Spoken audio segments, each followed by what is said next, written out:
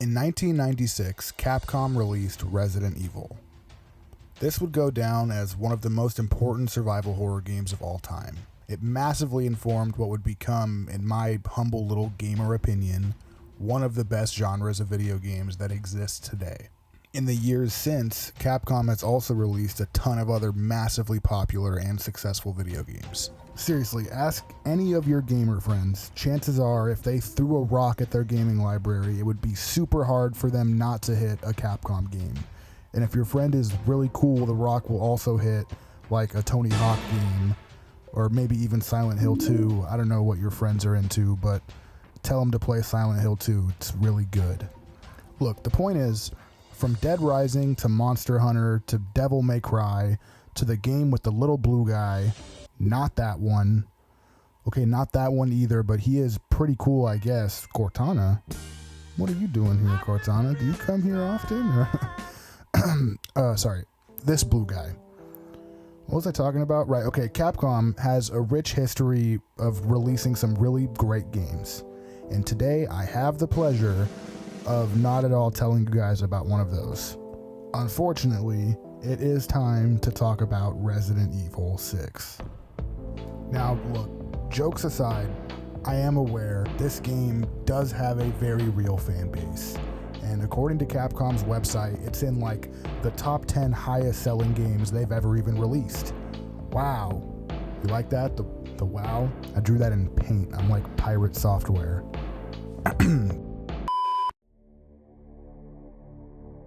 Anyway, yes, today I'm talking about Resident Evil 6. When it released in October of 2012, Resident Evil 6 received a ton of backlash for its seemingly complete departure from the survival horror genre. Many hardcore fans of the series thought that Capcom was selling out to a degree, and it certainly seemed that way. Like, they were kind of trying to cast a much wider net in hopes to grab the attention of, the Call of Duty fans and just the more casual gamers. Now, having recently played this game, I can say this is a third-person action adventure, as far as I'm concerned. There's very little about the game that screams horror, outside of maybe 2 or 3 moments in like a 20-hour playthrough across 4 different campaigns. So here's the deal. Up until I started filming this video, I had never played Resident Evil 6. I borrowed it from a friend back in like 2013, and I maybe played 30 minutes of Leon's campaign. But all I remembered was that I really didn't like the gameplay. Now, that being said, I've played and completed almost every other mainline entry in the series, with Resident Evil 4 and 7 being 2 of my favorite games of all time. At the time of Resident Evil 6's release, however, I was just a middle school-aged kid, and I kind of just skipped over this game and decided I was probably justified in doing so since it was so heavily maligned by the community at the time. But something did change.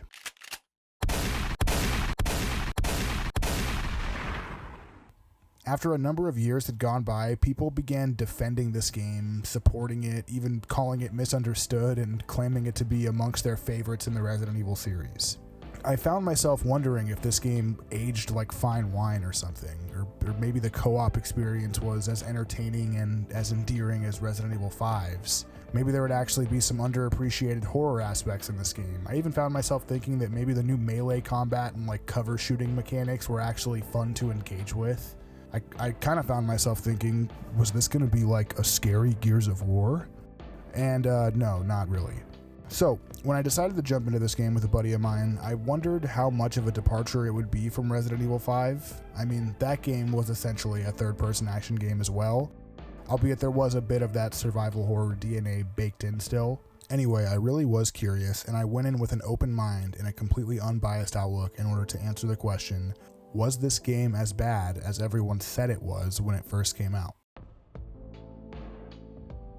The first campaign I decided to play through was Leon's, and despite the fact that I had technically played a little bit of it over a decade prior, I really didn't know what to expect. Now, before I jump into the specifics of each chapter, I just want to say there will obviously be spoilers for Resident Evil 6 in this video. I will essentially be recapping the entirety of the game chapter by chapter. So to the 3 of you that may still be on the fence about playing a 13-year-old game for some reason and don't want it spoiled, maybe go watch an actual review instead of whatever this is. Okay, cool. So I decided I wanted the co-op experience of this game for several reasons. Mainly, I think that when a game gives you a CPU partner and the choice to have a friend fill that role instead of the AI, they're sort of begging you to play co-op at that point, and I'm a sucker for playing games with the homies, so I asked my good friend YCK to play through it with me. If you haven't heard of him, what are you doing? Go check out his music, he's dope. Anyways, shameless plug from my buddy aside, let's get into Resident Evil 6.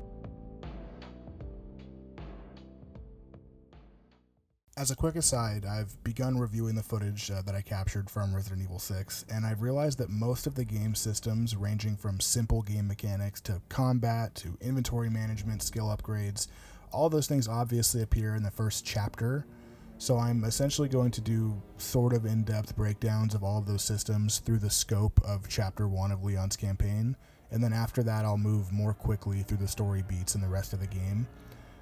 But essentially what I'm saying is I hope you like Leon, because I'm going to be using his first chapter to go over a lot about what I do and don't like about this game mechanically. So Leon's campaign starts out at some spooky university at nighttime, and we see that Leon's partner throughout the campaign will be a woman named Helena. We don't really know much about Helena yet, except that she's apparently some sort of Secret Service agent, and she is the character that my friend will be controlling for the next 5 to 6 hours of Leon's campaign. Why is my camera... Yeah, I was gonna say, why am I fucking... So, Helena was here with the President of the United States, and just as he was about to drop some dirty government secrets about Raccoon City to a bunch of college kids at some kind of seminar, things went bad. Of course, the President mysteriously became a zombie in a way that is not suspicious, nor does it reek at all of some sort of government cover-up. So the campaign starts off with Leon killing the zombified President in order to protect Helena, and since, she's a living human person and it makes sense to do that. But Leon then calls Hunnigan to give a report on the situation. And before you know it, we're jumping right into good old Resident Evil 6 gameplay. I may need to turn off Steam names. Oops, I forgot to do that. So anyways, Leon makes Helena swear to explain what the hell's going on, and she says that she will. They just need to move on to this church cathedral place for some reason. But that kind of sets the stage for the next hour or so of our gameplay. One of the first apparent issues I encountered in this game is that the movement of the in-game camera is not always fully controlled by the player. This becomes more apparent and, to be honest, a lot more annoying at later points in the playthrough, but I will be pointing some of those out. Okay, so the camera sort of does its own thing a little bit here and there. The fuck? Dude, the camera's too close to fucking Elena, man. When I aim, can you see my laser pointer? Oh, never mind. We're looking at that now. So anyways, we find this guy who seems to be afflicted by the zombie virus on account of his, shaky breathing and his nasty cough, but he's looking for his daughter, Liz. So Leon and Helena eventually help the man find her, and to be honest, she doesn't seem to be doing too well either. Oh, fucking yeah. bitch. Oh, is this the daughter? She doesn't dead. look good. Fuck. Liz! Oh, buddy, it is. Dad. We might just have to. They already got out. They're waiting for us at home. Yeah, man, you guys aren't coming with us. So anyways, we begin to follow Liz and her dad, but they almost immediately die from their afflictions, with Liz turning into a real Resident Evil 2 style zombie, and this gives us our first real in-game enemy encounter. Kind of, sort of, not really. Oh! Oh my god, shoot her! Oh!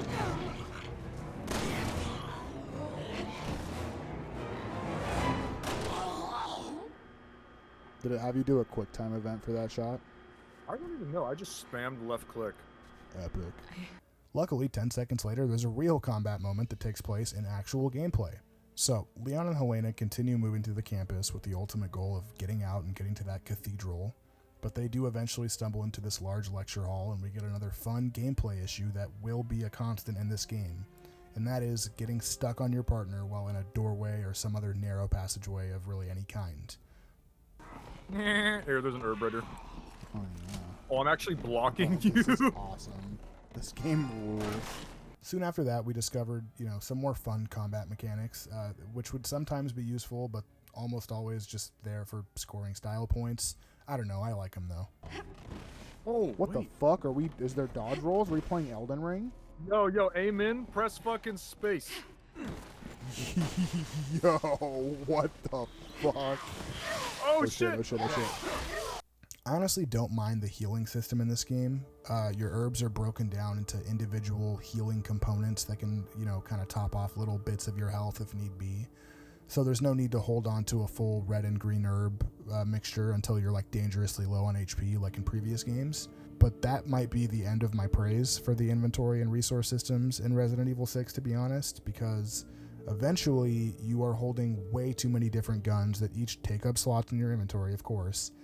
And it gets to the point where you can't even fit one slot of ammo for each type of gun unless you want to just run around with no heals or none of the fun little extra items like grenades or remote explosives. There's also no storage system that you can access in between chapters like in Resident Evil 5, nor are there any storage containers like in early Resident Evil games or their remakes. I think that the inventory system in Resident Evil 5 was flawed, but I think it was perfectly fine, especially in comparison. And even with the fact that your inventory was limited to only 9 slots in that game, the fact that Chris and Sheva could exchange items and store other items in between chapters and checkpoints kind of just made inventory management so much more tolerable in a way that it just isn't in this game. And it also gave you like a little bit of autonomy as the player to manage things in your own way. And I just think that the inventory system is done poorly in Resident Evil 6. Okay, so after I learned how to use herbs, Leon and Helena have a little holdout with some zombies, and eventually they steal a cop car in order to leave campus, which was their plan. But after a very short-lived joyride, Leon fucking rolls the car over and blows it up for some reason. Fucking Fat jump scare. Yo. This game was directed by Michael Bay. And naturally, the only option is to hop down into the sewers, and at that point, we get the first of Leon's increasingly cheesy little quips of Resident Evil 6, which I admittedly did grow to love. We should hurry. What's the matter? Not a fan of sewers? Okay, dude. Let's just get to the cathedral. Okay, asshole, I'll maybe. tell you everything. The dialogue in this game is fucking awesome. What, Helena, you don't like smelling like poop? After a bit of fun in the sewers, Leon and Helena move on to an underground subway tunnel where we continuously died to a weird hybrid, like in-gameplay, but also quick-time event situation with a train. Big train moment incoming. Oh, Am I fucking dead? I just fucking died. Yo, what was I meant to do to avoid that? I don't know if this is the best place to stand, but what hit me? I was in the other lane. Oh, are we forced to actually do the quick time thing, like against the wall? It didn't even give me the option to. Like maybe we just hug this wall. I don't know. Yeah, I think staying as close to the wall as possible. Dude, yeah, these are some athletic fucking zombies.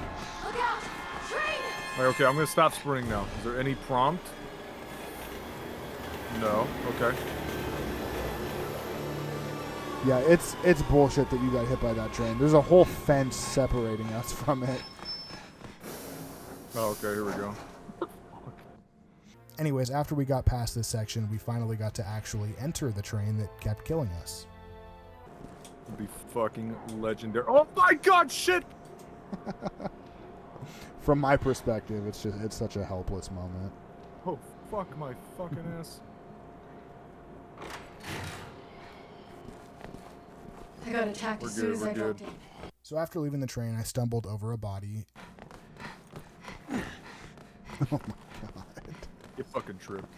And this brings me to a point I wanted to bring up. You are constantly stumbling over bodies in this game. I don't know if this is a mechanic that was introduced for the sake of like realism, or if it was supposed to add some sort of intensity to stressful moments in the game, but it didn't do any of that, man. It was just annoying. Look, I'm not a game developer, but this feels like bad game design. It takes you out of gameplay almost every time it happens, and I'm not sure I ever got used to it happening over the 4 campaigns. So with the first chapter of Leon's campaign nearing its end, this happened for some reason. Oh my god. Okay. That was actually... Guess we're not going that way. My name's Leon. I guess we're not going that way. Anyways, Leon and Helena do, after this, find themselves in a house where they need to find a key. Find the key. Okay. Oh my god. Find the key and it's just marked. And I bet they're gonna come fucking alive right now. Oh my god, and the actual challenge is just grabbing it. Oh gee, who would have thought? Oh, good call. Fucking Chad came to life. Oh yeah, just beat his ass. And here we go, the first new weapon of the game, and in fitting Resident Evil fashion, it's a shotgun. So, after clearing a path through this little back alley, Leon and Helena find some survivors that, of course, they need to help. Jesus fucking Christ. There has been an explosion every, like, 4.5 minutes so far. So after they help the survivors at the gas station, Chapter 1 is over, and Leon and Helena have ended up at the church, right? No? Holy shit, Chapter 1's long.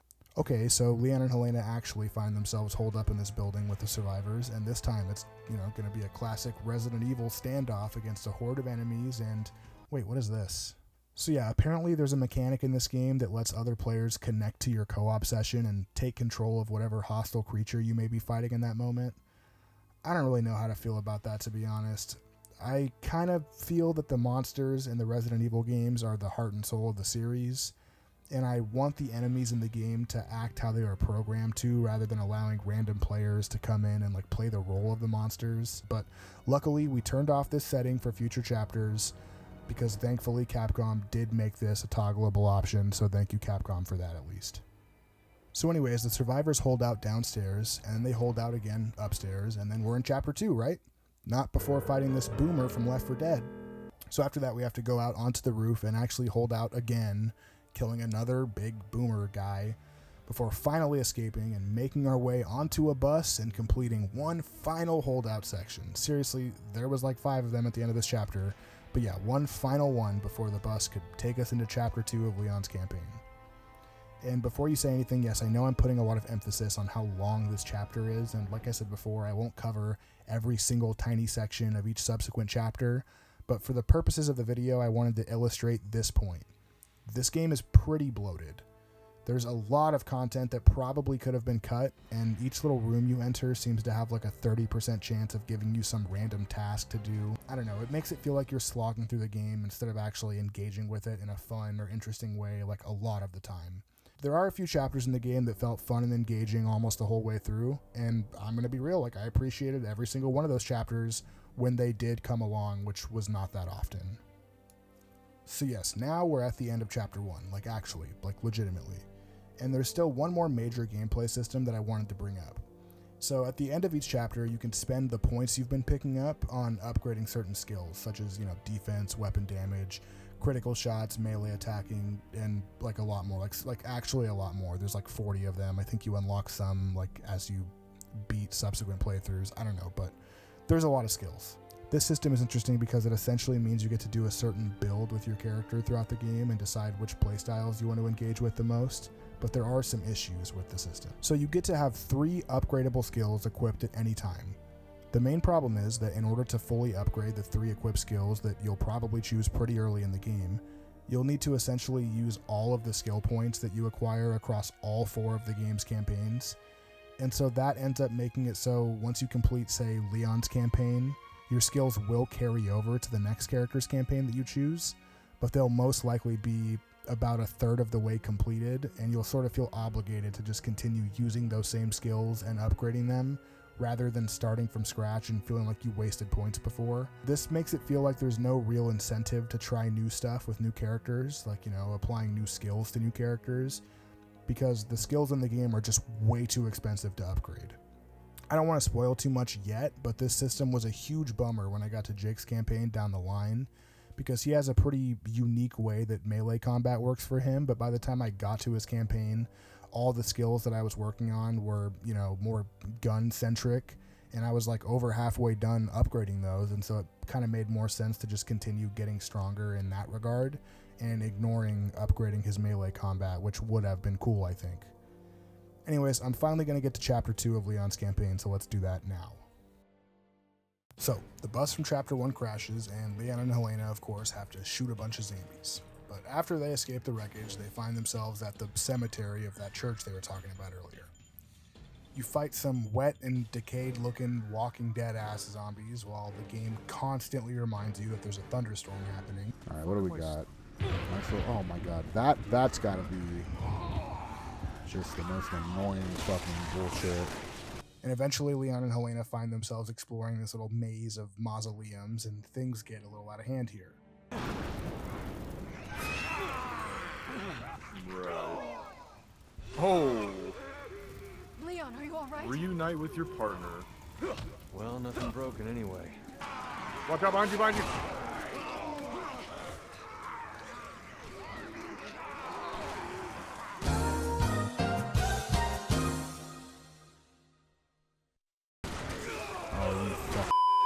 After all that, Leon and Helena approach the church, and Leon hits on Helena because of course he does.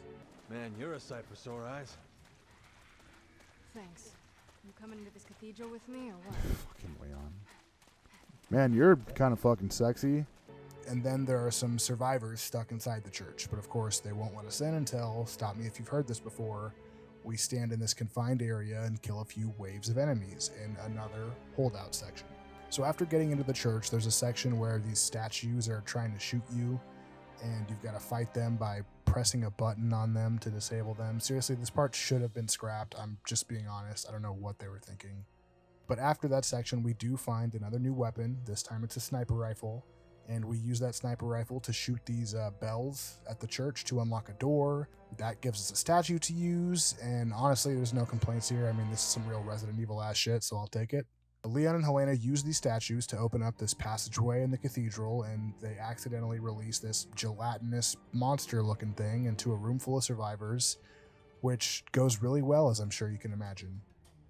After killing it, you move down into a secret lab that's hidden beneath the church, because this is Resident Evil, and of course that's what happens.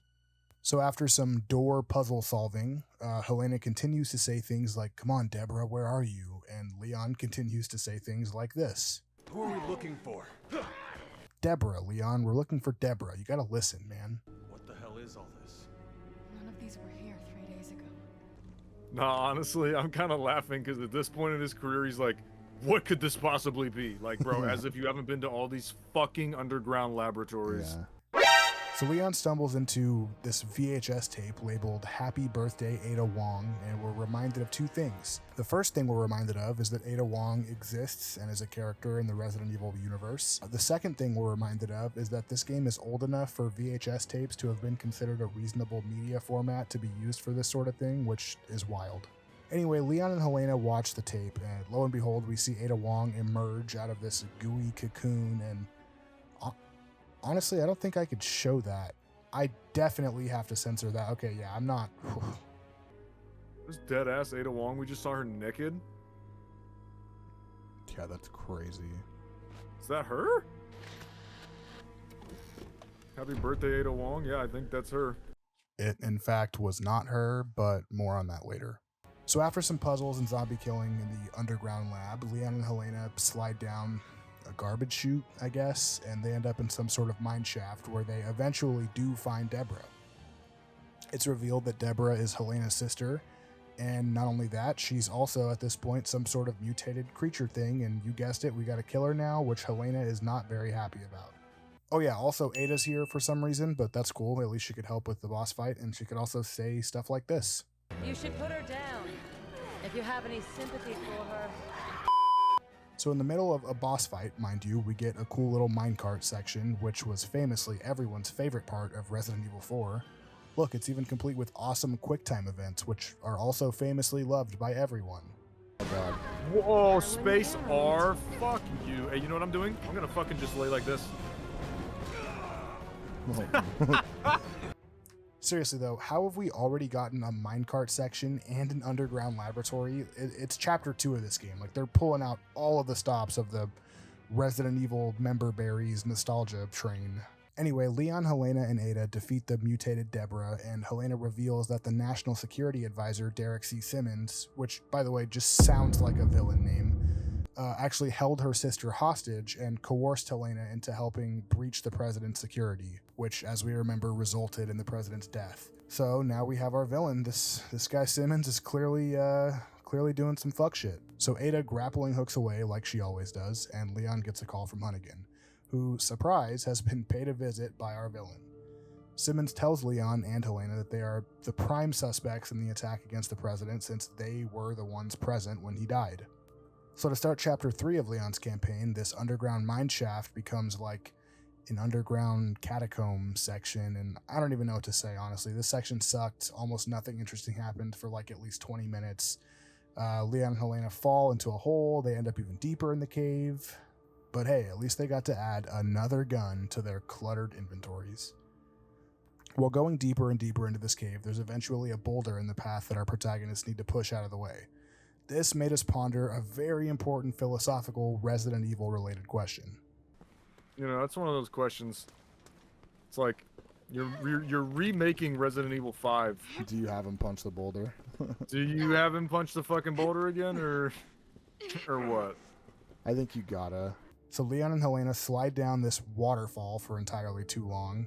If you get stuck, stay where you are. Somebody will come and get you. Won't be me. Bye, guys. Have fun. Dude, this is just Hell if I like, know.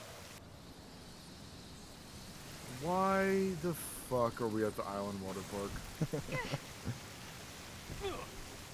Why is it even giving us control of the camera in that section? Like, it could have just cut to right here. And then we end up in a water section. Eventually, Leon and Helena are pursued by some sort of shark monster mutation thing. And of course, our protagonists continue down yet another incredibly long cave water slide while fighting the shark. Oh, right. Bruh.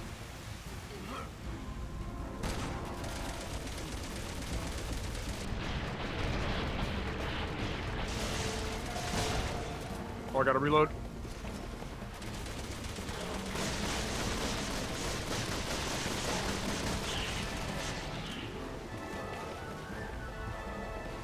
Here we go. I have a shit ton of pistol ammo. Gotta use some of that. Get ready. Here it comes.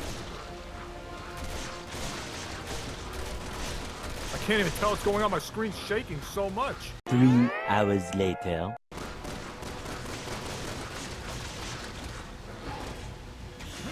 Alright, I got it.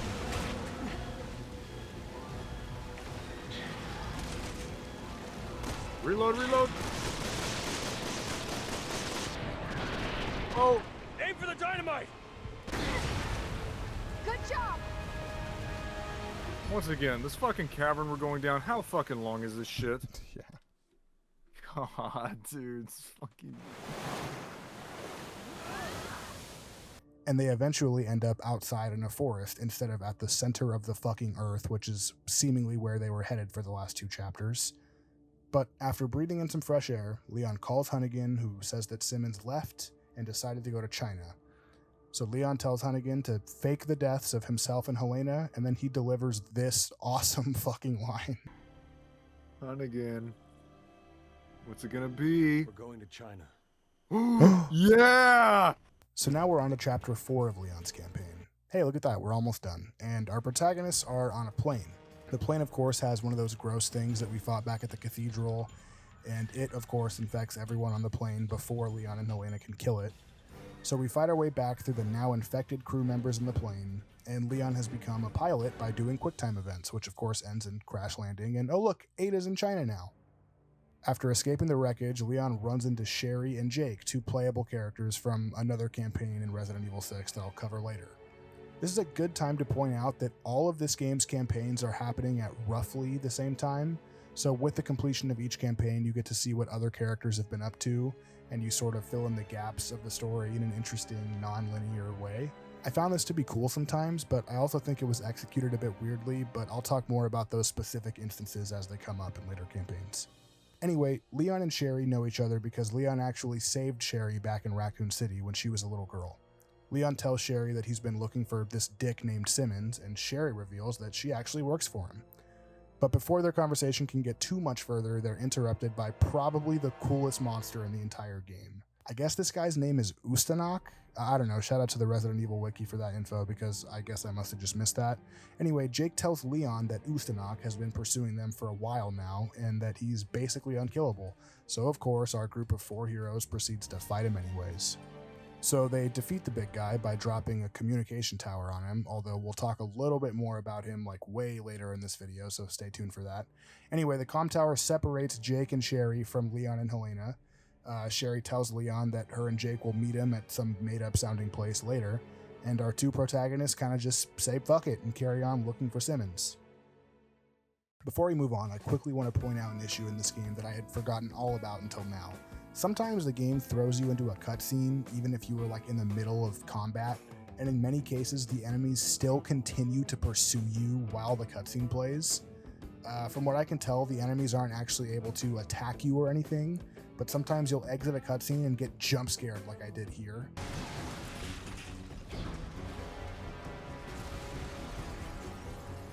How is he still Oh my fuck! I also recall a time or two in a later campaign where my buddy got killed by this, like an enemy would like be right near him as soon as the cutscene ended and he would get hit and die. So if I remember to pull that clip up after 25 hours of reviewing footage for this video, I will play it right here. Fuck, again. Am I dead? Yeah, I'm dead. Good game. I had no time to react. Like, okay. You know, the shit still occurring in the background even during a cutscene thing, yeah. Whoever fucking approved that needs to get fired. Anyways, Leon and Helena push through this city in China, and this section consists mainly of outdoor marketplace areas. These locations are a bit interesting though, due to the fact that they are absolutely filled with creatures that are pretty reminiscent of Resident Evil 4's Regenerators. Only in this game they're called whatever the fuck that says.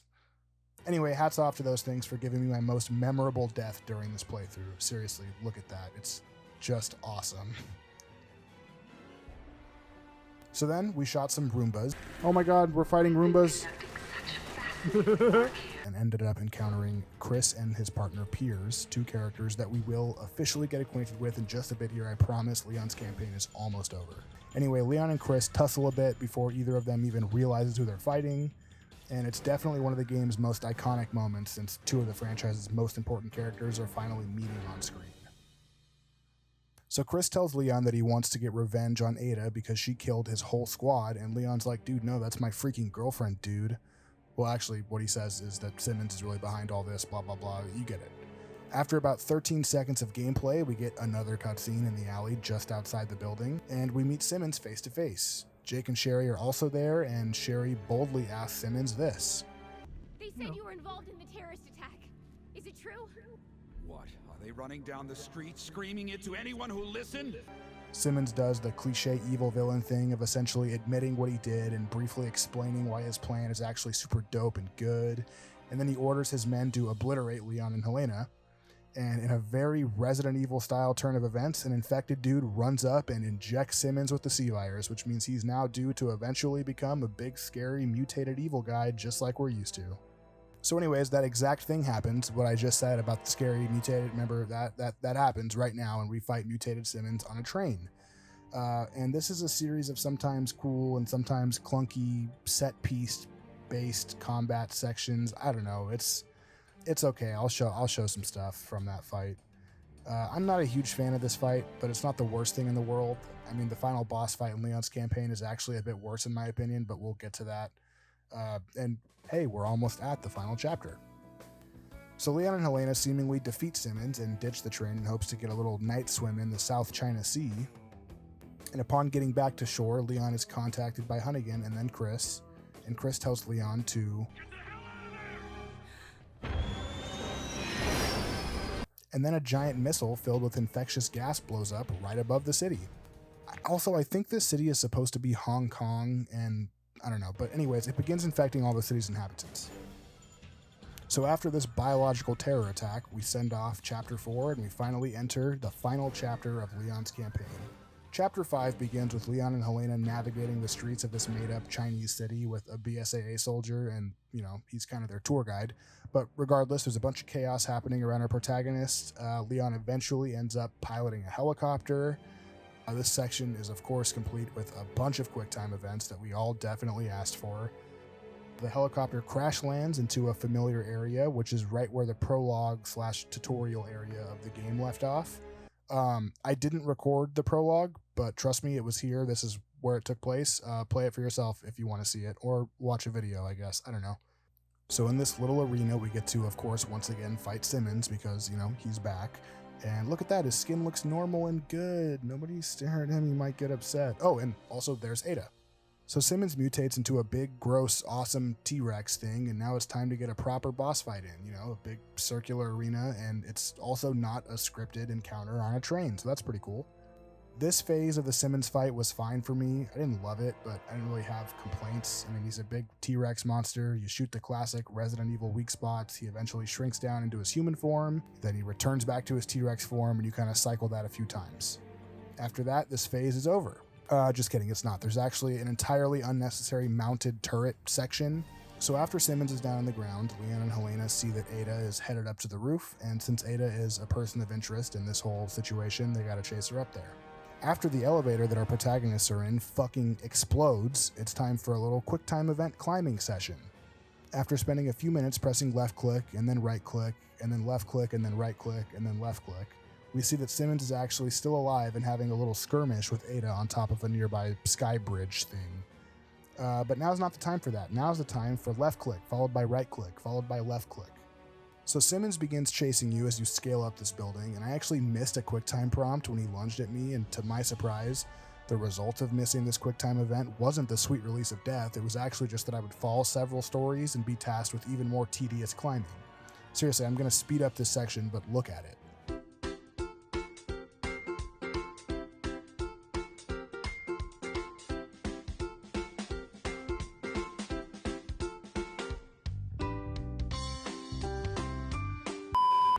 So Leon gets all the way back up to Helena, only to ditch her anyway because we all know he has to go help Ada. A sky bridge fight ensues between Simmons and our protagonists, although it should be noted that Helena doesn't actually get to be on the sky bridge. Whoever controls her kind of just gets to sit up in a window and shoot at Simmons from far away. I guess they also get to kill the occasional zombie just to refill on ammo and stuff, but it really feels like they did not think out this section for the co-op player. So Ada stabs Simmons and pulls him off the building, ending this phase of the boss fight. And yes, I say this phase of the boss fight because it's not over. Ada sends Leon a little text message saying she left him a parting gift on the roof. This means two things. Firstly, there is obviously a rocket launcher up on the roof because Ada loves giving Leon rocket launchers. And since there's a rocket launcher, yes, we have now confirmed in gameplay that there's somehow more of this boss fight left. Before getting to the rocket launcher, though, we have to shoot Simmons a few more times, which causes him to be attacked by a horde of zombies. Although we could be sure he'll probably absorb all those zombies and just mutate from them in a minute here. So Leon and Helena navigate these rooftops as they try to reach the helipad, and seriously, this section is ultra bloated with moments that didn't need to be played out in-game. Anyway, Simmons becomes like a giant insect thing. So I shoot Simmons some more, and I don't know if this section can even be considered a phase of the boss fight. All I do know is I'm getting tired of fighting this guy. Oh, but hey, at least he knew to get nice and close to me since the only ammo I have left was from my shotgun, so that was pretty cool. So Leon and Helena run around the rooftop some more in a sequence that I won't even bother showing you. That's seriously how meticulous it is. And then we get another Simmons boss fight phase. Look, he's playing peekaboo with Leon. He's so precious.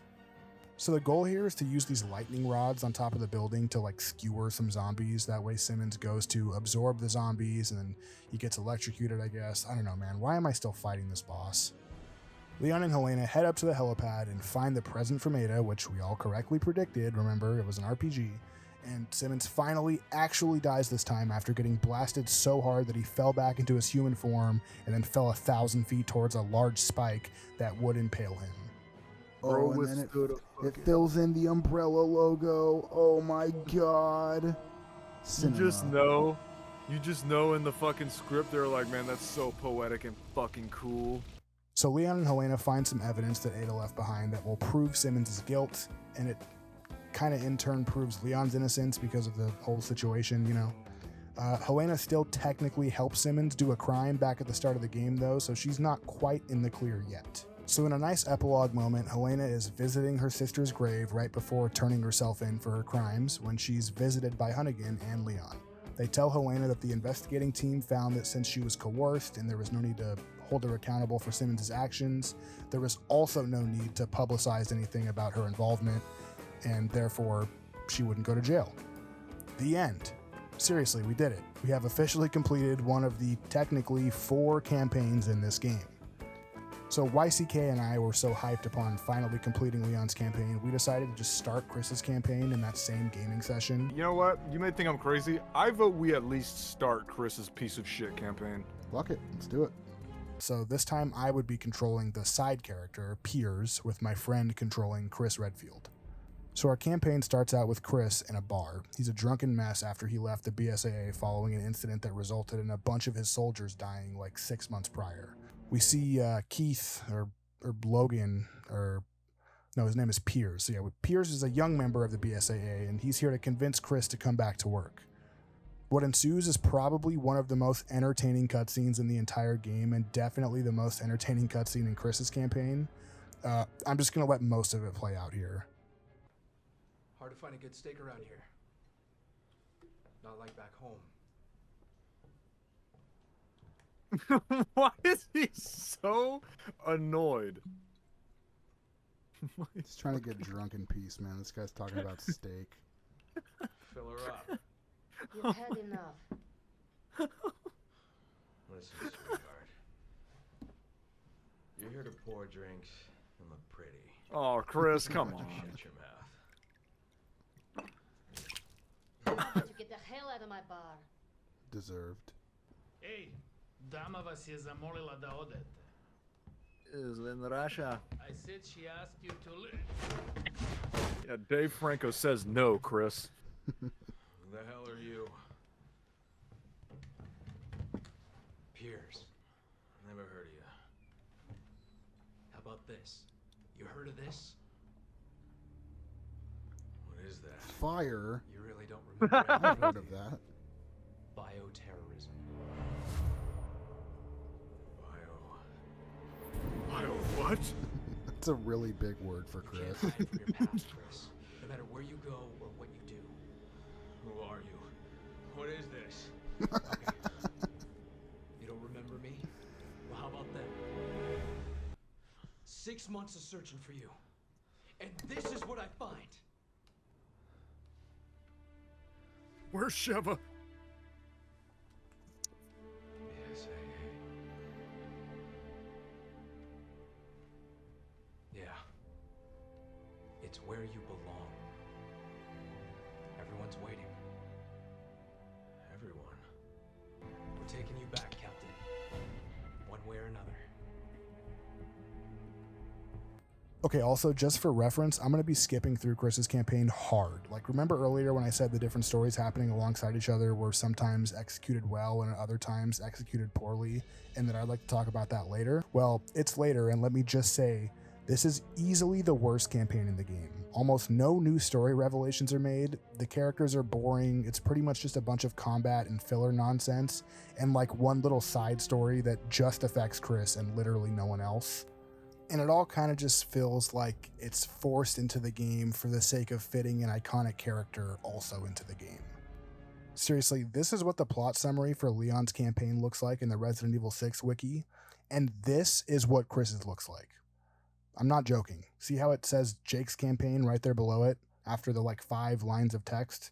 Yeah, that's because that's a new section about this other character not named Chris. And still, Chris Redfield gets a 5-chapter, fully fledged out campaign where the enemies have fucking guns, and it's so annoying to do anything because you're constantly getting knocked over by bullets, but I'm getting ahead of myself, I will get to that. I will say, Chris's campaign jumps around in time a little bit, and we actually play out sections of the past as Chris slowly restores his memory of what happened to his team 6 months prior. That big reveal ends up having like 0 impact on the story as a whole though, because of a 1-minute conversation with Leon, but we'll get to that. So chapter 1 actually starts off in gameplay with Chris being convinced to rejoin the BSAA and go to China to help with all the bioterrorism that we saw happening during Leon's campaign.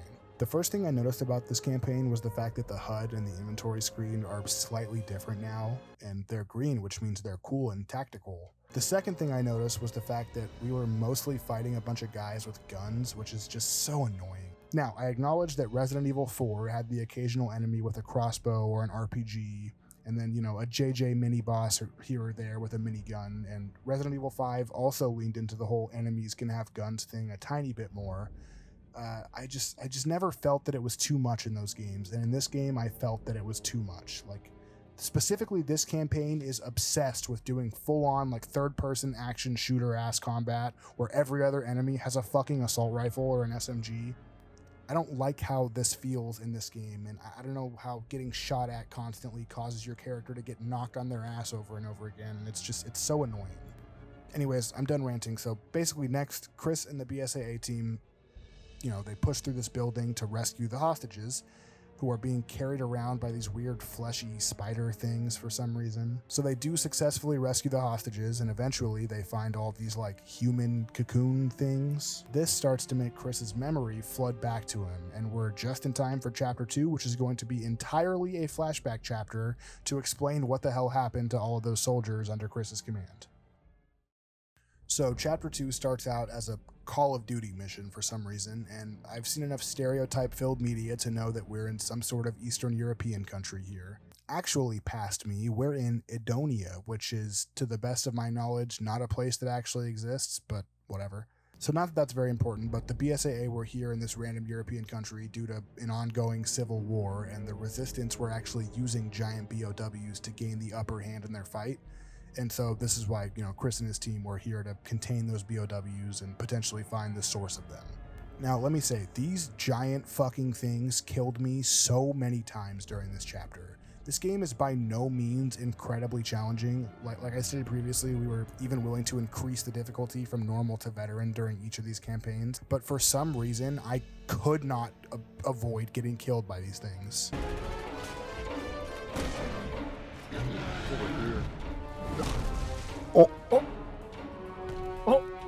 Pierce! Like, it really seems like they just bloated this game for the fucking hell of it, because it's like, what just happened? Who fucking died or what? Dude, there's no way.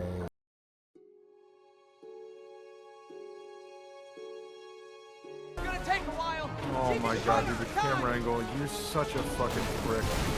Dude, that bus hit me.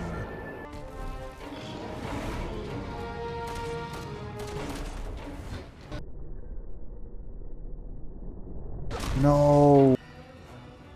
Oh. Dude, what the fuck? I am underground. During this mission in Edonia, Chris and the rest of the BSAA squad run into Jake and Sherry, two playable characters who I'm sure you remember from Leon's campaign. Piers doesn't seem to like Jake's bad boy attitude, though. But right now he's under the protection of the U.S. government. He's no threat to the BSAA. Unless someone pays me to be. What did you just say? I knew Piers is gonna take that personally, bro. What? After a few minutes of gameplay with Jake and Sherry, they leave, meaning another cutscene where Piers has to defend Chrissy Poo's honor is gonna play. Hey. Hey. We met? No, you jarheads all look the same to me, pal. Sorry. You've got to be kidding me. My mistake. Have a safe flight.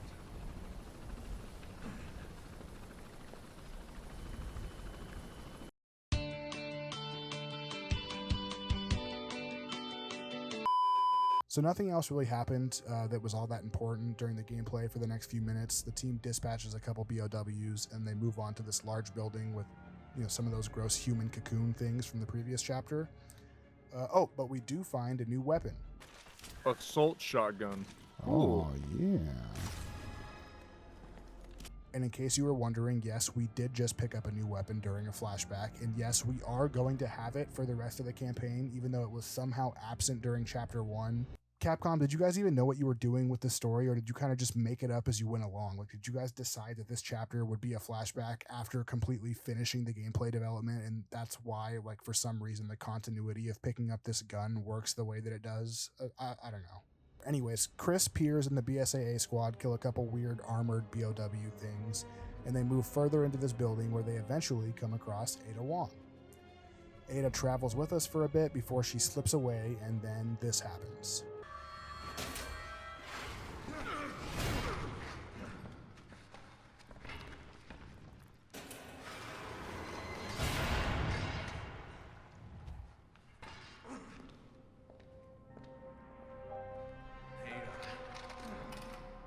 Thanks for the escort. Here's something to remember me by. Fucking pumpkin bomb.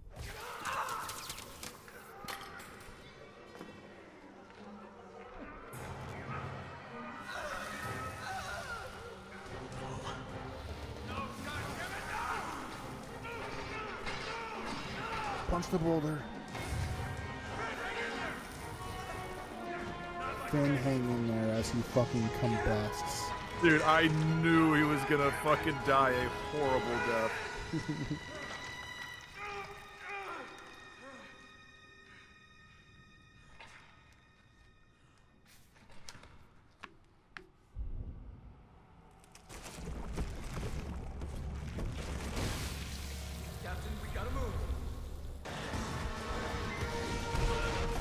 Chris, were you gonna even pretend to fucking try to shoot him? Like, what? What the fuck was that?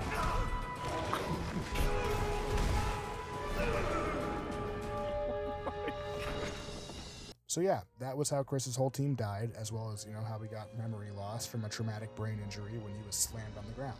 Regardless of his potential CTE, the BSAA is going to greenlight him to continue working, which means no matter what anyone tells him, he's going to be hunting down Ada Wong for the rest of this campaign.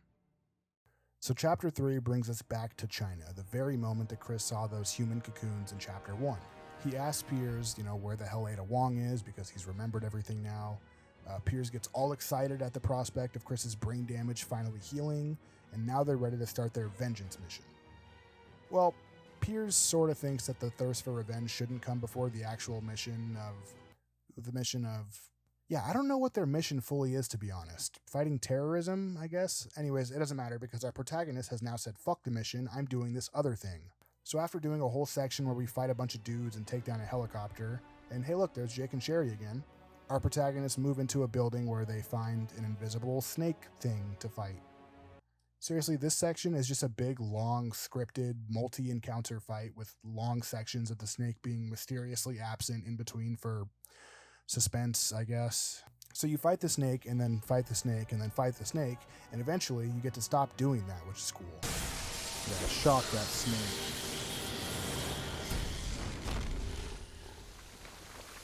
Did that kill it? Is it dead? Guess so. We did it. We fried that son Yeah, I guess one zap does the fucking trick. I don't know. It seems kind of sus. Piers gets heated with Chris about his revenge mission, clouding his judgment, and Chris tells Piers to shut up. After the argument, they both still decide to push forward looking for Ada together because this is the least important campaign in the game, and we can't have any actual consequences after these sorts of character conflicts that might accidentally make the story interesting. Next up is actually my least favorite sequence in the entire fucking game. After navigating through a small harbor area and fighting enemies while, you know, jumping between a series of little docked boats and rafts, Chris and Piers see Ada, and honestly, I'm getting severe PTSD even watching this footage back right now. This is a roughly 1 minute long running section where you are on a strict timer and need to run across these narrow walkways while trying to avoid enemies in your path, as well as incoming helicopter fire. There's two big problems with a section like this. First, the game has slightly weird running controls to begin with, but the second and more important problem is this game loves adjusting your camera angle on the fly in the interest of cinematic moments instead of, you know, like gameplay that actually works correctly. Oh my god, what's with the camera? Yeah, I like how this is supposed to be like a spectacle and such an epic moment, but like, fucking camera's just dog shit. Shittily, yeah. Did I actually just die? Because Don't talk, just run. fuck me, why? Why is the game doing this? This is where I fucking died right here. Hold up. Bro. Bro. What am I supposed to do? There is no way. There is no fucking way. Okay, I fucking made it past finally, but... Get me off, get me off. No! Dude, I was right at the edge. See? Do you see what I'm fucking dealing with, bro?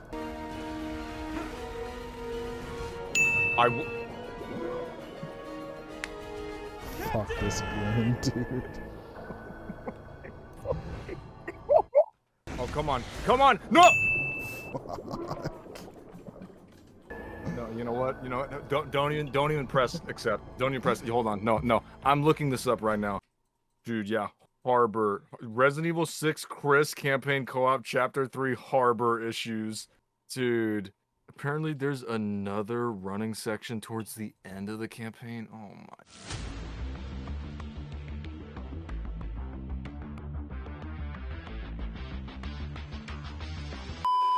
Now that that's over, there's a decent bit more gameplay in this chapter after we finally got past this section. But after all that time we wasted doing that harbor section over and over again, I'm just going to cut to the important story stuff. So we shoot some Roombas, remember this? Remember from Leon's campaign? Yeah, Chris and Piers are the people on the other side redirecting them towards Leon and Helena. You don't care? Okay, so now it's time for the cutscene between Leon, Chris, and Ada from the previous campaign, only this time we have the added context of why Chris is so pissed off at Ada. So after their little scuffle, Leon tells Chris that all this was actually Simmons, and that they need Ada because she's a witness, and Chris kind of just calms down here, I guess because of Leon's strong conviction. I don't know. Anyways, Ada escapes and Leon agrees to let Chris go after her on the condition that he keeps her alive. Chapter 3 ends with a car chase sequence where it's impossibly difficult to decide what's worse between driving or shooting the turret. Seriously, this chapter cemented this campaign as the worst in the game for me. Like, this chapter is the magnum opus of the Chris campaign. It is impressively terrible. There's almost no redeeming qualities. And the big moment in this chapter is a cutscene that we already watched during Leon's campaign. Chapter 4 begins with these fucking alien things attacking you, and to be honest, at the risk of sounding like I'm bitching, I fucking hate this campaign. I don't even know what to say anymore. Anyways, Chris and Logan, or Kyle, Piers, God, I keep forgetting that. Anyways, they have to continue searching for Ada, and that starts with running across the inside of this massive ship. I think we're in a ship, or maybe the interior of like an aircraft carrier, which I guess is a ship. I don't know. I should not be having this much trouble following the story, but this is the Chris campaign, and I'm still not even sure why 80% of this is considered relevant to the game's overall plot. Anyways, after we do a quick time event, our protagonist can blow up a door and then run 200 yards over to it while trying to, avoid enemy gunfire that, like I said before, isn't annoying at all. And now we move forward a bit more and begin pursuing Ada.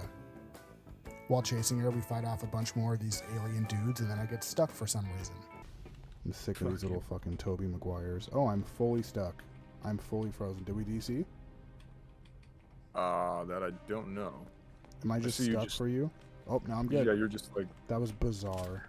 So we finally catch up to Ada, and she literally gets drive-by quick-scoped by a helicopter and fucking dies. Oh! Finally, someone shoots Ada. You got me. You just got fucking drive-by helicopter quickscope. Like, that's actually kind of sick. But no one can stop it.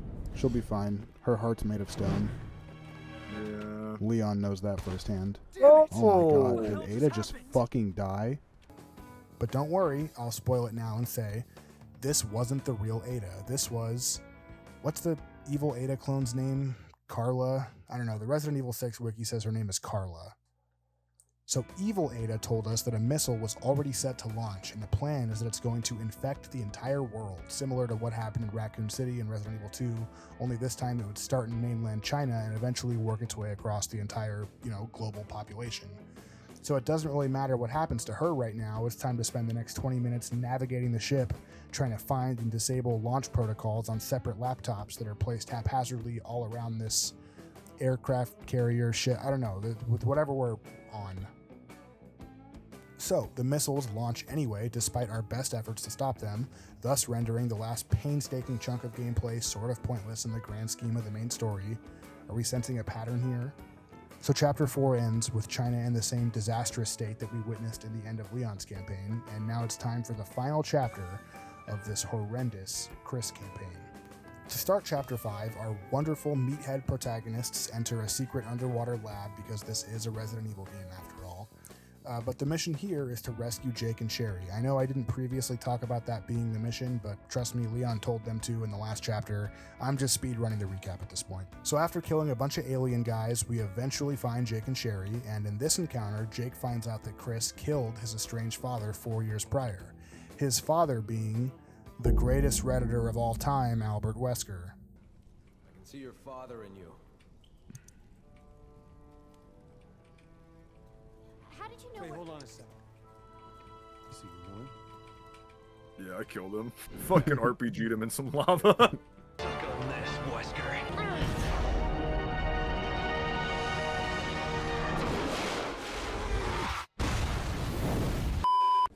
It's you? That's right. Go ahead. Shoot. You have every right to. Imagine he just pulls the trigger. Just promise me you'll survive. The world depends on it. Actually, that would have been the funniest outcome if Chris got shot right here and died because of him showing up in 8. That means they would have just retconned that. Stop. Put a bullet in your head. Put your gun down. Drop your weapon. Do this. After this admittedly pretty cool showdown between Chris and Jake, everyone decided to just be chill and we get another awesome running section. Jesus, the missiles were what the fuck did I just get caught on? Dude, once again, what did I just get caught on? Oh my god. After the running section, it's time to officially fight what we're running from, and in this case, it's the final boss of the campaign. Chaos, like chaos? Anyway, Chris and Piers let this thing loose on accident when they went down to the secret underwater base, and now they gotta kill it. We start off with a pretty standard boss fight. You know, it's a small arena and we're unloading grenade launcher rounds into the big enemy. It's very Resident Evil. Eventually we get a phase transition though, and then another quick little running section because we all love those. Oh my god, slide. Oh wait, I didn't realize. We got it this time. Third time's the charm. After some running, this BOW thing throws Piers against the wall and mortally wounds him. That's right, the dude I've been playing as the whole time is about to die. But not before he takes a serum and gets some crazy-ass infamous powers. Oh! I'm fucking Krauser. Oh my god, I have prototype powers. Oh yeah. I don't know what that did, but cool. Oh, Chris is dead.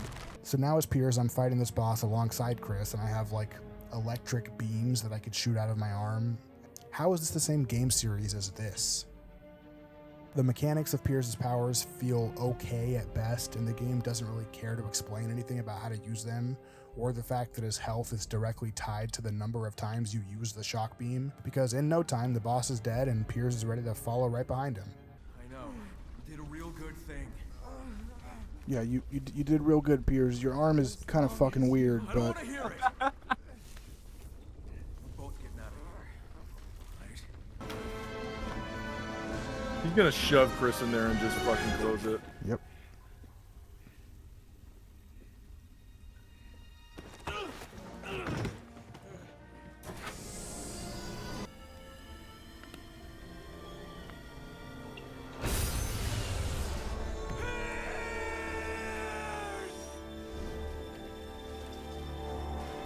It's crazy to me that this game happened and then Resident Evil 7 and 8 were both fucking incredible. So Chris escapes down another one of his men, and now he's lost at sea with his partner's BSAA patch and no one to rescue him. Or, oh yeah, there we go. Nope, someone came and rescued him in a helicopter, I guess.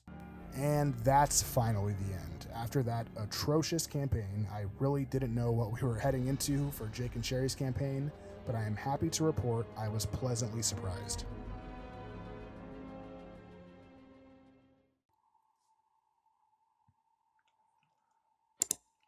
Sorry for pausing your YouTube video. I just wanted to say that if I sound a bit nasally for the next few sections, that's my bad. I decided to record VO for this video as I went along editing instead of all at once, and now I went and caught COVID.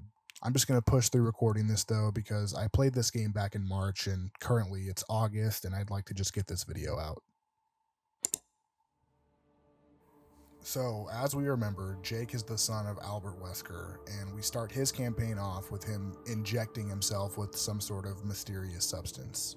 After a few minutes pass with no effect, he asks a fellow crackhead if the energy-boosting supplement he took is working for him yet.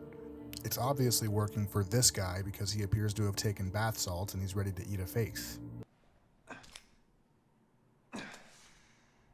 Bro's a fucking heroin addict? He's a dope fiend. He's a dope fiend. But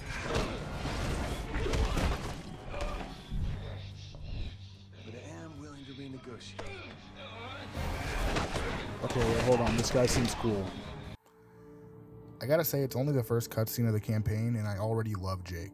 Now, in comes Sherry, the Helena to our Leon, the dead guy whose name I already forgot to our Chris, and she might just be the best partner character in the entire game.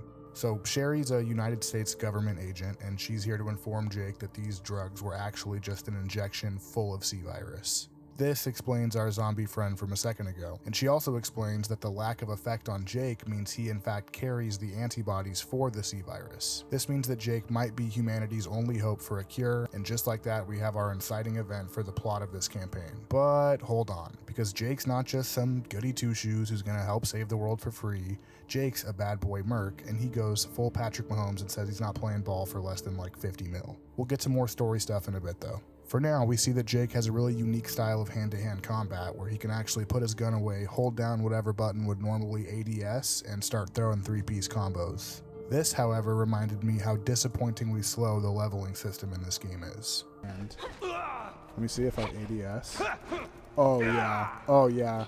I'm gonna be beating the fuck out of stuff. Dude, I wish I would have leveled up melee. Jake and Sherry's conversations with one another start off sort of sarcastic and subtly hostile, and that definitely makes sense for people in their respective positions, but I just love the way that these two characters interact throughout this campaign, especially as they start to build a rapport. So after a few minutes of fighting Juavo, which I think is what the C-virus infected guys are called, we get to meet Ustanok, who we remember from that encounter in Leon's campaign. Ustanok is the sort of nemesis or the Mr. X of this campaign. He's a nearly constant antagonistic figure who's going to provide some very tense moments. Now, I think I'm glad they didn't overuse this type of enemy throughout the entire game, but it definitely works in this campaign.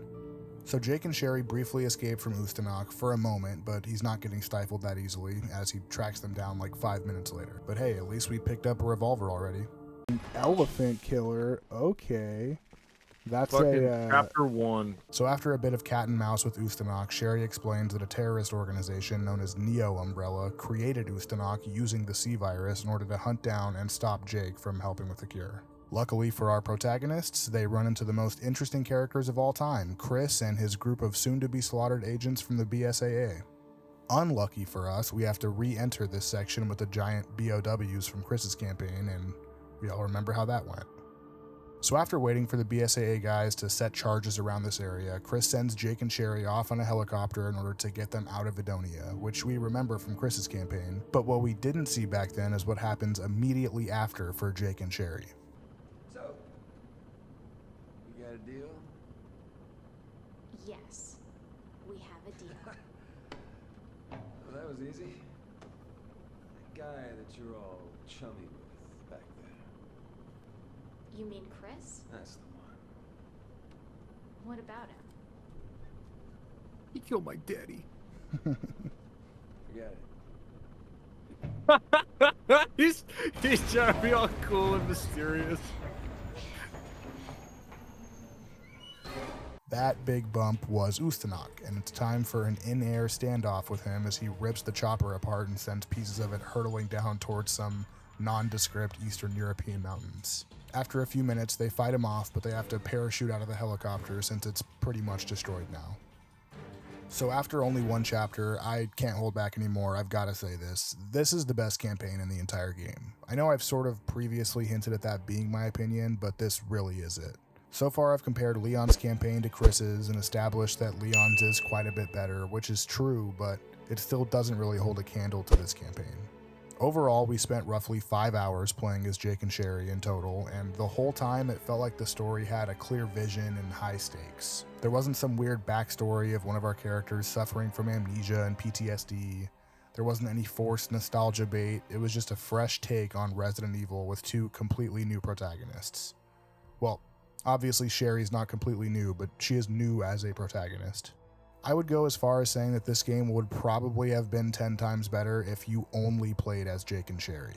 I mean, Leon's story with Simmons and the President can still play out in cutscenes, I guess, and Chris, well, we probably could have just done without Chris's entire story, I'm not going to lie. But ultimately, Jake and Sherry's storyline is the most fresh and interesting part of the entire game, and it's not particularly close. Now, all of that isn't to say that this game is suddenly mechanically fixed when you start up Jake's campaign. There's still the occasional quick time event, there are still some enemies with guns that stun lock the ever-living fuck out of you, and there's still moments where the game annoyingly forces your camera angle. But with those annoyances comes a good story where you're not playing as Chris and Bradley. Alright, I'm done glazing this campaign. Let's get back to Chapter 2. So Chapter 2 starts off on a bit of a crazy note with Jake and Sherry somewhere in a snowy region in Eastern Europe, but we discover that Sherry has been impaled by a large piece of debris from the wreck. Sherry luckily has some sort of magical healing property, and she's completely fine right after Jake pulls out whatever that shard was. She reveals that she's gone through testing seemingly since she was young, and she is aware of her situation. I want to have a quick aside to say that this adds to their dynamic in such an interesting way. They each carry these unique burdens that ultimately make their characters more interesting. Little details like this make them seem like a more cohesive duo with things in common.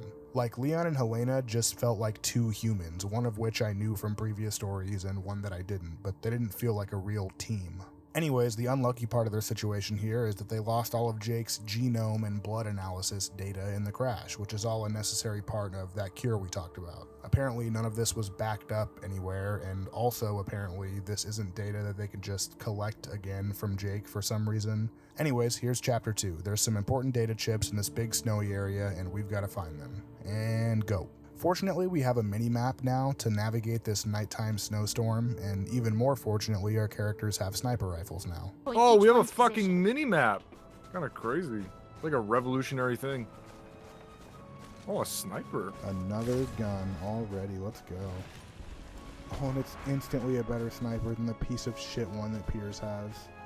This section was possibly my least favorite in this campaign. I mean, I don't have any huge complaints, but you're fetching a couple items in a low visibility area. It's fine. After finding all the data chips though, Jake and Sherry decide to seek refuge in a nearby cabin, and you know what it means when Resident Evil characters need to take up shelter in a cabin for any length of time at all. Little cabin holdout. I love callbacks to Resident Evil 4. Oh! But soon enough, it's time for a 2009 Call of Duty mission. Accelerator. Oh yeah. I love Modern Warfare 2. Once we're done having fun on our snowmobiles, we end up in an underground bunker of some sort, and we find our old buddy Ustanok. Oh, Bro's waiting for us. He's in deep thought right now. He is contemplating. Dude, he's aura farming. Who the fuck?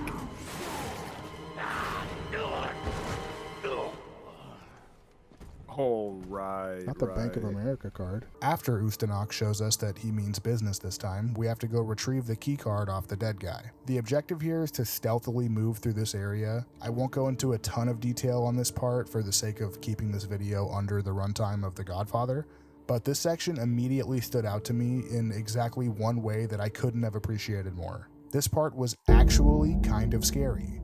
Now, don't get me wrong, it's not Silent Hill or Outlast scary, but it's like Resident Evil 3 scary, which I can appreciate from this action video game that was seemingly directed by Michael Bay. Anyways, here's a few highlights from this section because I just loved it so much. Shit, he found us. Oh, hell no. Quick, hide! Oh, hell no. Oh, oh, oh! Oh, fuck.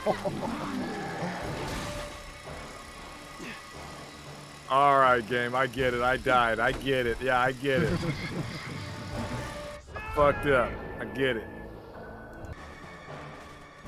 It's dead. It's dead. It's dead. Get in. Get in. Get in.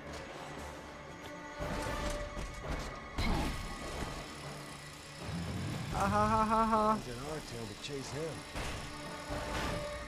Oh my god, that scared the fuck out of me. Thanks for the news. That's some butthole clenching, actually. Yep. Shit, he found us. Quick, hide. Let me in. What? Oh my god, I fucked up. I fucked up. If we make it through this, I'm the fucking goat. There's no way. Spam V after. Oh, he's in. He's in. Beep, beep, beep, beep, beep, beep. Oh, fuck you. Okay, dude. That's such bullshit, dude. He was on us. Eventually, Jake and Sherry escape Ustanok and find their way out of the cave, only to be discovered immediately and then captured by Ustanok.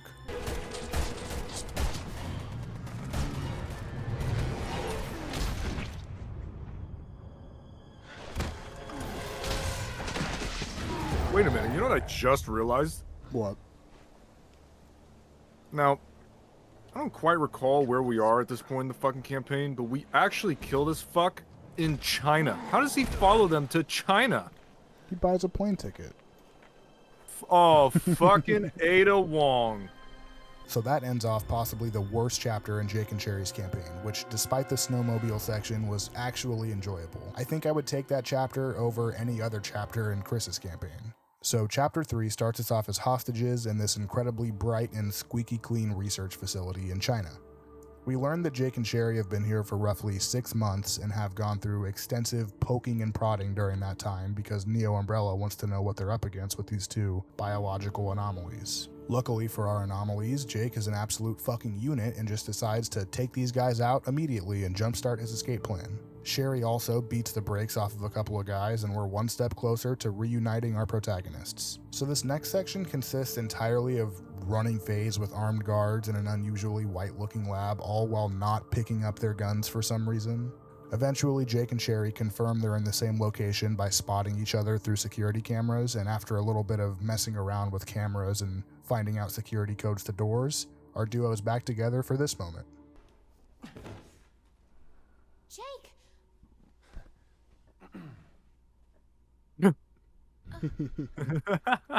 Aw, Jake's such a modest gentleman. Huh? Yeah. Okay, maybe not. Anyways, Jake has a moment of angry reflection after finding out that some crazy asshole named Albert Wesker was his father, and Sherry essentially tells him to live his own life and that he shouldn't concern himself with his father's ambitions. Freaking nut job who almost destroyed the world. Your father's actions have nothing to do with you. Things that I've done. At least it all makes a little bit more sense now. What? You can blame your father all you want, but at some point, you have to take responsibility for your own actions. Man, she shut him right the fuck up. Sherry's such a good character. Anyways, our duo randomly finds all of their gear in one convenient location because it's a video game, and if I don't get my elephant killer back, I'm gonna be really freaking mad. And they press on to escape from this facility. So this next part is some real classic Resident Evil stuff. There's a big statue in the middle of this mansion entryway, and we have to just grab a bunch of medallions to unlock different wings of the mansion. This is literally just 20 minutes of searching through unique rooms and hallways, killing a variety of enemies while trying to find all the little pieces to a puzzle. It's not entirely creative, but I have no notes. This felt like Resident Evil. After unlocking the final wing, we reach a data center where our protagonists find exactly where they've been taken to. They also find a phone to call Sherry's bosses to let them know what's up. Luckily, Sherry's boss, remember this guy, is actually in China right now. What a coincidence. And they make plans to rendezvous soon. But a rendezvous can never go off without a hitch in one of these games, which means it's time for a fucking tank to chase us through this mansion just because we tried to escape. And don't worry, I didn't die to the tank. Oh, who would have fucking guessed? Okay. What was I actually supposed to do about that? I'm just not entirely sure. Okay, well, I didn't die to the tank twice. Crevices in the walls or something? Oh, yeah, we definitely are. We definitely are. Okay, I've seen that. It's just fucking targeting me. Anyway, we finally escaped the tank, so everything's good now. Yeah, let's see the tank come this way. 2 seconds later. Oh my. Come on, enough already!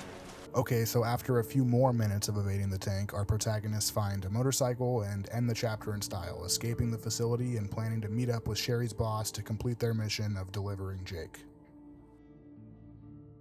Chapter 4 starts off with the on-screen objective, shake off your pursuers, because we're doing a good old-fashioned motorcycle chase. Sherry is tasked with spamming unlimited bullets in the direction of random non-threatening enemies, while Jake, the character I'm controlling, is pretty much just tasked with not getting into a horrific car accident. Oh my god, this is so miserable actually, dude. The camera keep... Okay, ball walker. After some Evel Knievel ass shenanigans, our motorcycle is out of commission, so we'll have to go on foot from here. But not before a bunch of Joavo pull up on us for a section we've sort of already played from the perspective of other characters. I vividly remember this part in Chris's campaign sucked ass. We don't need their help! I didn't ask for it either! This section mostly involves navigating various rooftops and scaffoldings while killing Joavo and shooting down an enemy helicopter, blah blah blah. We did this part already. Now, let me just say this. We encountered some nearly game-breaking bugs on this next part. Like, this is a section that I would have breezed past in the video and treated like another bunch of filler rooms full of enemies to pad the runtime of the chapter, which is what it is. But this was just too annoying not to mention. For some reason, this door kept on only being open for one of us, and it was completely halting our progression. Yeah, good luck, Sherry. It's open. I'm gonna stay on the safe side of the door. Wait, what the fuck is going on? That was good to know. Soft lock? Hello? No, it's... What's going on? It's like not letting me open the fucking shit. Oh, what the fuck? Yeah, I opened it on my screen. Yeah, it's it is not open. And I can't open it. This is the most bugged out section of the fucking campaign so far. After disconnecting and joining back up 2 different times, we eventually made it through this, but only for another door to similarly glitch out like 5 minutes later. Oh, now it's just fucking glitched out and I can't even interact with the door. This fucking game, dude. Holy shit. Yeah, I guess I will DC again. So after trying to have the legend YCK join back on me, I instead had the session hijacked by this nice young gamer. Which was surprising to me because this game was released in 2013. I can't believe people are still like trying to fill online matches for it.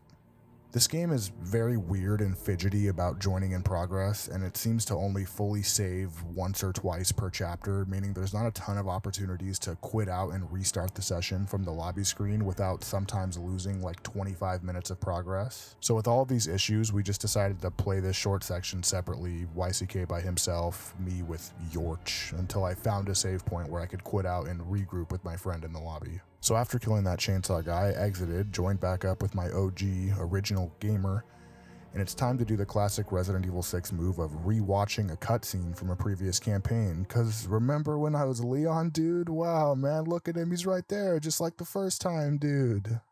So we defeat Ustanok, only this time it feels a little more personal because he's been chasing us for the entire campaign, and now it's time to start approaching the real final act of Jake and Cherry's campaign. So I hit some nasty QuickTime event boat driving action, and then we gotta kill a chainsaw guy who keeps coming back to life, but don't worry, Ada helps us because she's the Resident Evil character who swoops in to help just when the moment seems too dire. So yeah, this guy dies like that, and we get to move on to rendezvous with Sherry's boss, because remember, that's what we were doing. So we get to Simmons, and he basically does this whole yes, I'm the villain monologue. And, well, you know, we already saw this part during Leon's campaign. Simmons gets stabbed by the Joavo. He's going to go super BOW mode. Leon, Helena, Jake, and Sherry all run away because the guys with machine guns and high ground are actually stormtroopers. End of cutscene. Except wait, now we get this cute little moment from my new favorite Resident Evil protagonists, Jake and Sherry. Go, run. Not a chance. You promised. I lied.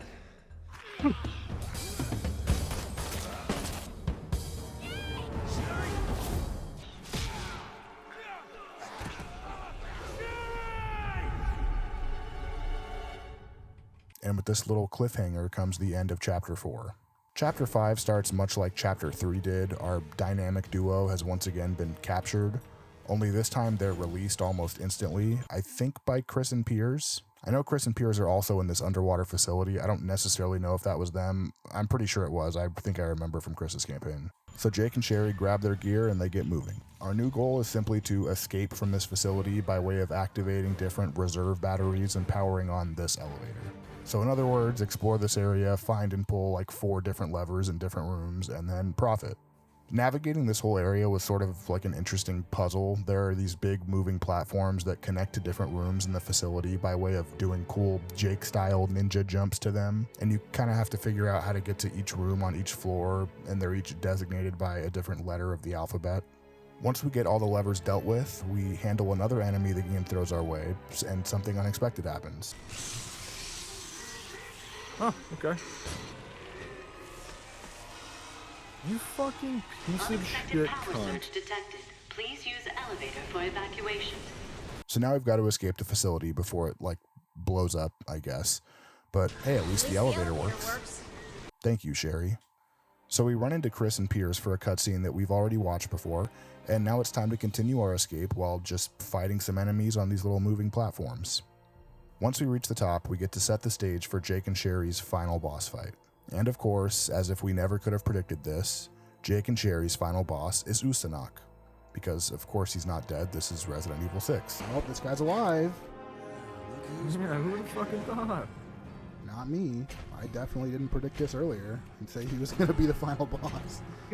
So phase 1 of our fight takes place on these metal catwalks in an arena that is eerily similar to the final fight in Revenge of the Sith, but I actually kind of like it. All things considered, this is a pretty par for the course boss fight in terms of what we've seen before from the Resident Evil series, but I definitely enjoyed it more than either of the final boss fights in the previous 2 campaigns. And it does feel cool to fight the Mr. X style asshole who's been chasing us and giving us good little scares during our time with these 2 characters. I think Ustanok stands out in a sea of pretty forgettable enemies in this game. After a bit of fighting, we throw Ustanok into a pool of lava, and that's the boss fight. Just kidding, obviously we all remember when I called this phase 1 about 13 seconds ago.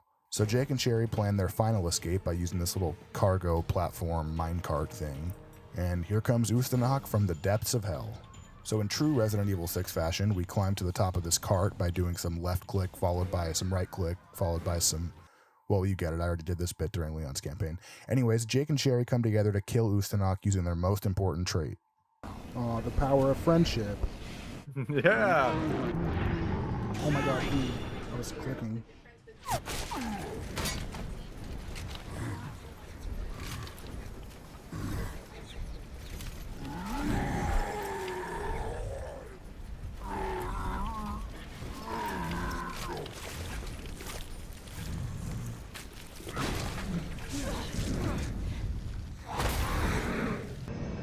It's just, I don't know, man. Chris's campaign, fuck me, that was so bad. It was so boring. It was genuinely like we had to chug through it. Okay, hold on. Let's see what the fuck Sherry has to say. From Neo Umbrella's archives. With the data now in the right hands, things seem to be finally settling down. Oh yeah, the data's in the right hands. Right. Following Jake's rescue, BSAA officials classified his relationship to Albert Wesker as top secret, recognizing the threat it could pose to global security.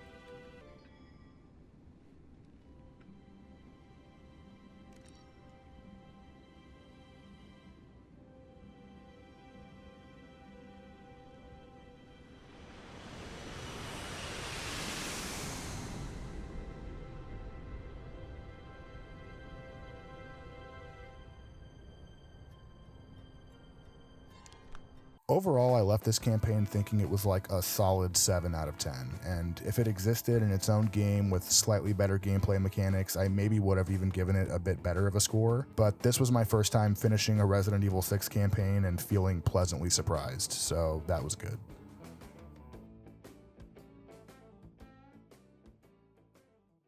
So after the breath of fresh air that was Jake's campaign, I'm moving on to Ada's, which is technically a bonus campaign, and it is also technically intended to be a single-player campaign, but they like patched in a hallucinated ass character named Agent who is not even present in single player. Capcom did this for the purposes of being able to play co-op with your friends, which was cool of them, but it's also fucking hilarious because he was clearly never intended to be here. Agent cannot interact with doors or puzzles or anything important to the story. He literally just picks up health and ammo and guns and can shoot stuff. He's not in cutscenes, and half the time it wouldn't even make sense for Ada to have someone with her. Like, just watch how he's absent from this first cutscene and then suddenly just appears. It's just a fucking shitty 10% opacity hologram in the middle of a cube. Like, why would you want that?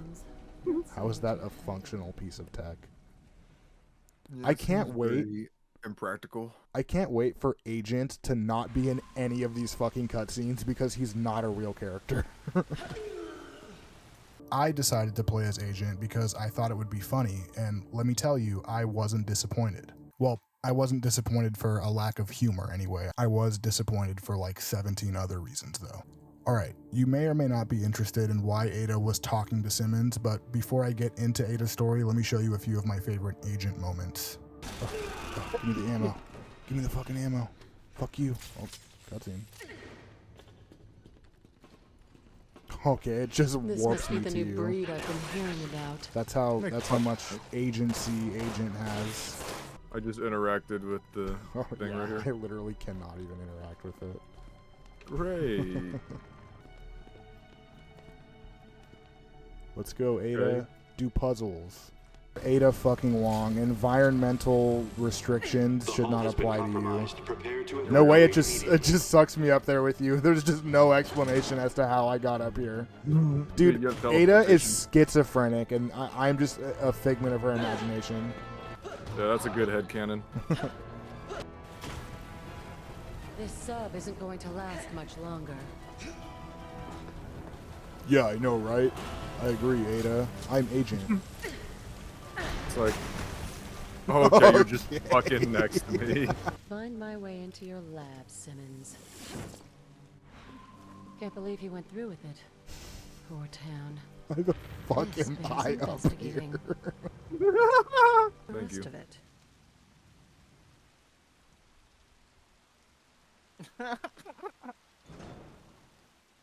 Don't worry, the most important character in any Resident Evil game ever is on it. And his name is Agent. Shut the fuck up. I participated in the video game. I like the Silent Hill 2 news puzzle better. At least in this news puzzle, we still also get to fucking decide who the guilty party is, which in this case is just Capcom for making this game. So this campaign starts off with Simmons calling Ada and being like, hey, come to this submarine for a cool mission. And then Ada's like, no, fuck off, creep. And then like 4 seconds later, we see that we've skipped some time and now Ada's on the ship for reasons that I don't even think the writers cared enough to try to justify. Like, the main character we are playing as in this campaign makes her first major decision for exactly 0 reasons other than, I just wanted to see what was going on. And like, I get that Ada is a mysterious character and that's kind of her whole thing, but this just feels like lazy writing, which I know nothing about, by the way, as I sloppily speed through writing out my thoughts on this campaign. Anyways, Simmons calls her and he's all like, oh, you're here. Well, let it be known you're gonna need to scan your hands to access the 4th floor. And instead of asking why the fuck he has her fingerprints, she's kind of just like, oh, you're very mysterious. So Ada and her imaginary friend, the fucking Hat Man, get moving through this ship. They shoot some guys, get shot by some guys, and then chapter 1 ends with Ada finding out that she was sent orders to capture Jake. Except she didn't receive these orders. Having played the other campaigns, we know this is of course because the fake Ada received those orders. Simmons also tells Ada that quote-unquote Neo Umbrella's very own Ada Wong is going to do a bunch of terror attacks. So she's like, oh shit, that's actually a good reason to involve myself. Maybe my campaign should have started out with that information and dumbass video essay morons on the internet wouldn't have had as much to complain about earlier. So chapter 2 starts off with Ada going to Tall Oaks, the American town where Leon's campaign started and where the president died. This confirms that the Ada who helped Leon and Helena fight Deborah was real. Ada basically confirms that Simmons is like some evil shadow government Illuminati guy, which is a lazy trope for reasons I don't even feel like getting into.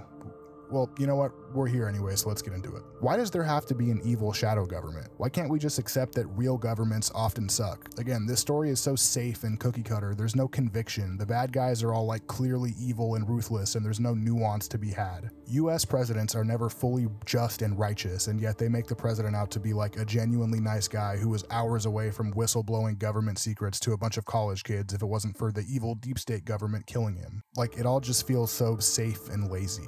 Anyway, Ada also sees that happy birthday tape of Carla nakedly hatching out of an egg, so now real Ada for sure knows that Simmons made a clone of her, and that's how he plans on framing her for his laundry list of crimes.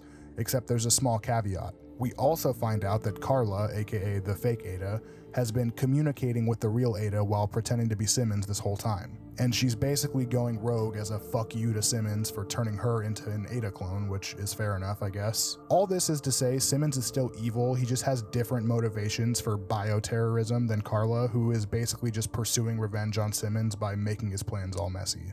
This story is confusing if you couldn't tell. Chapter 3 basically just starts Ada's mission of trying to find and neutralize her clone because no one gets over on Ada Wong, especially if they're running around impersonating her. I know I'm being an asshole, but this character motivation for Ada is actually the most sensible we've seen so far. Anyway, Ada's in China now, same as Leon and Chris. I'm Chris and I need to avenge my comrades. I'm Leon and I don't want you to kill my girlfriend, blah blah blah. We've seen this part. I'm actually just going to skip this chapter altogether.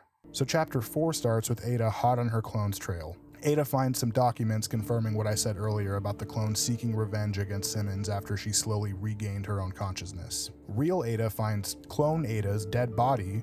Remember earlier when I said the fake Ada was the one who got quickscoped from a helicopter during Chris's campaign? Well, now clone Ada's seemingly dead body turns into a big nasty monster thing and we gotta do a quick boss fight.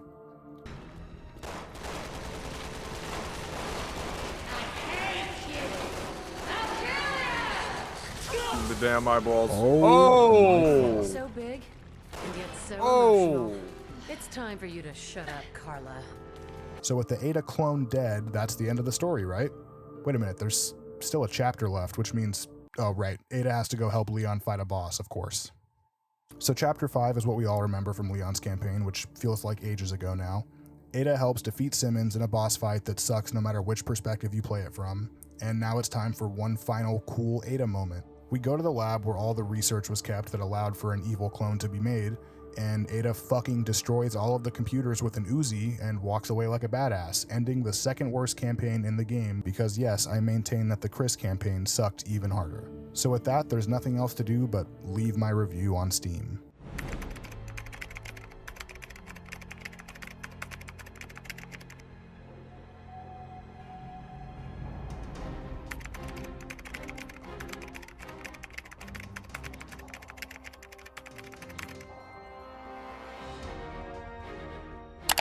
So yeah, that's it.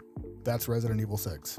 Is it the worst Resident Evil game? Honestly, no, not by a long shot when games like Umbrella Chronicles and Resident Evil Outbreak exist. But this is a mainline entry in the series.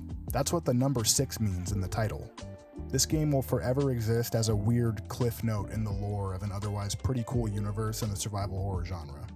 Anyways, I don't really know how to end this. This is my first video on this channel and I'm pretty proud of it and I had a lot of fun making it. I know I often made it seem like playing through the game sucked, but that was the easy part. Watching all the footage back, writing a 27-page script, recording VO, and then editing it all has taken up a large chunk of the last 3 months of my life. By the time this gets uploaded, I'll probably already be started on my next video, which is going to be a really fun one, especially if you like good survival horror games. That one should be out by late September, since it's not going to be nearly as long as this one, but no promises about that time frame. If you want to see more of me playing games that I'm going to make into videos, I linked my Twitch in the description and I'll also put it up on screen here. Anyways, if you like this video, it'd be sick if you pressed like on it and maybe sub to the channel, and if you thought my take on this game was bad and I'm a moron, that's fine too, I honestly don't blame you. Anyways, if you made it this far, thanks for watching, I hope to see you in the next one. I don't say I love you enough to the folks I love, wishing that I was rid of this pushing, no come to shove, it's an undying, multiplying, internal secretion in